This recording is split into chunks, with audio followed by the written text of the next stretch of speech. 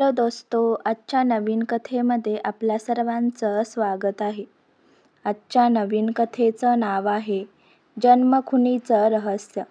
कोल्हापूर जवळचं छोटं पण गजबजलेलं गाव कणकवली वाडी.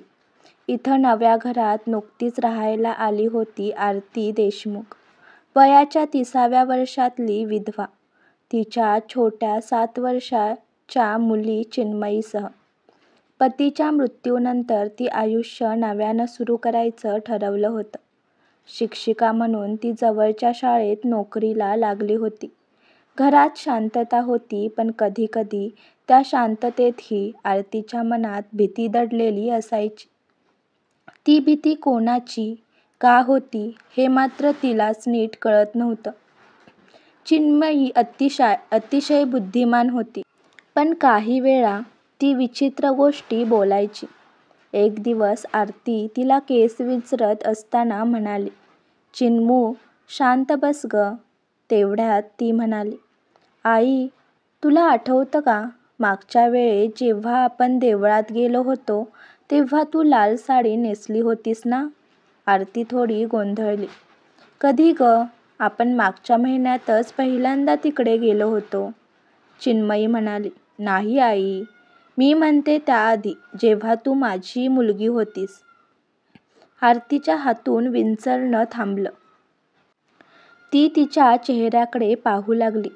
गंभीर, निरागस, पण विचित्र आत्मविश्वास असलेला चेहरा. "काय म्हणालीस तू?" "हो, तू माझी मुलगी होतीस. मला सगळं आठवतं.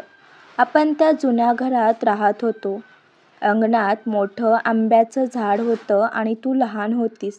मी तुझ्यासाठी नेहमी केसात जाईच्या फुलांचा गजरा घालायचे." आरती थबकली.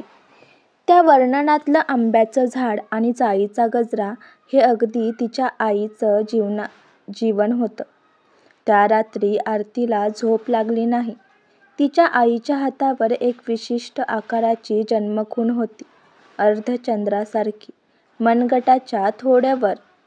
आई गेल्यानंतर आरतीने कधी कोणालाही ती खूण दाखवली नव्हती. पुढच्या सकाळी तिला अचानक लक्षात आलं, चिन्मयीच्या उजव्या हातावर तशीच जन्मखूण आहे. तिचं हृदय धडधडायला लागलं. योगायोग, तिने स्वतःलाच विचारलं, पण काहीतरी खोलवर वेगळं जाणवत होतं. त्या दिवशीपासून चिन्मयी दररोज काहीतरी आठवतंय म्हणायची. "आई, तुझ्या लग्नातला हार आठवतो मला. आई." तुझ्या आईनं मला लाडू म्हणायची. आरतीच्या अंगावर काटा यायचा. आरतीने या गोष्टीला थोडं विज्ञानाच्या दृष्टीने पाहायचं ठरवलं. तिने स्थानिक मानसोपचारतज्ज्ञ डॉ. नील पाटील यांची भेट घेतली. डॉ. पाटील तिला शांतपणे ऐकत राहिले. ते म्हणाले, "काही वेळा मुलांना पास्ट लाईफ मेमरी सिंड्रोम नावाची स्थिती होते. म्हणजे ते मागच्या जन्मातल्या गोष्टी आठवतात असं वाटतं, पण बहुधा त्या कल्पना असतात. तरी आपण तपास करूया." आरतीने मान डोलावली, पण तिच्या मनात मात्र प्रश्नांचे वादळ सुरू होतं. जर या आठवणी कल्पना नसतील तर? माझी मुलगी खरंच माझ्या आईचा पुनर्जन्म असू शकते का? डॉ. पाटील यांनी सल्ला दिला की चिन्मयीला तिच्या आठवणीनुसार एका ठिकाणी घेऊन जा. चिन्मयी सतत म्हणत होती, आपलं जुनं घर वडिलांच्या गावात होतं, जिथं नदीच्या काठी मंदिर आहे. आरतीला आठवलं, तिची आई राधा सांगायची की तिचं माहेर शिवनगर नावाच्या गावात होतं, नदीकिनारी असलेलं. दोघीही त्या गावाकडे निघाल्या.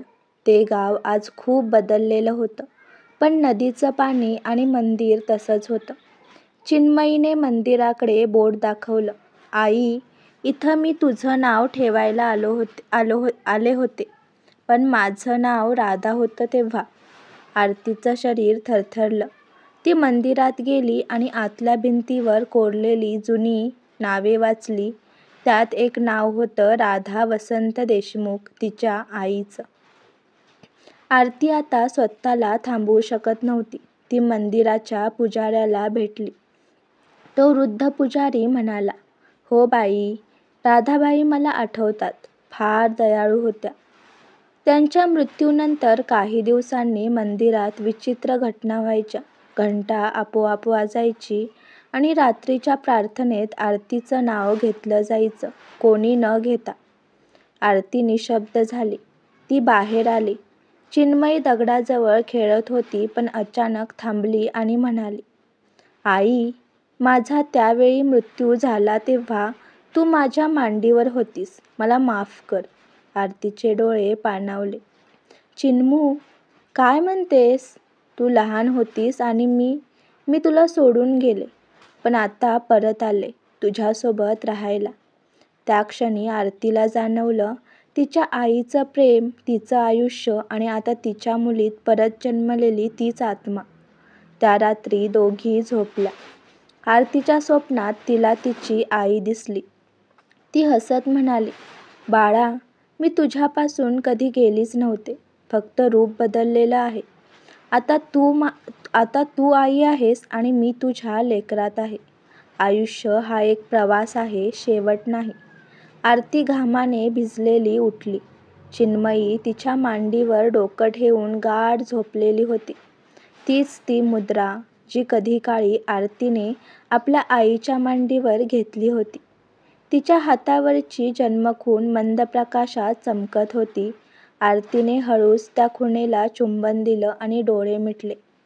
त्या दिवसानंतर आरतीने कोणालाही ही गोष्ट सांगितली नाही, पण तिला समजलं, काही नात्यांना मृत्यू वेगळं करू शकत नाही.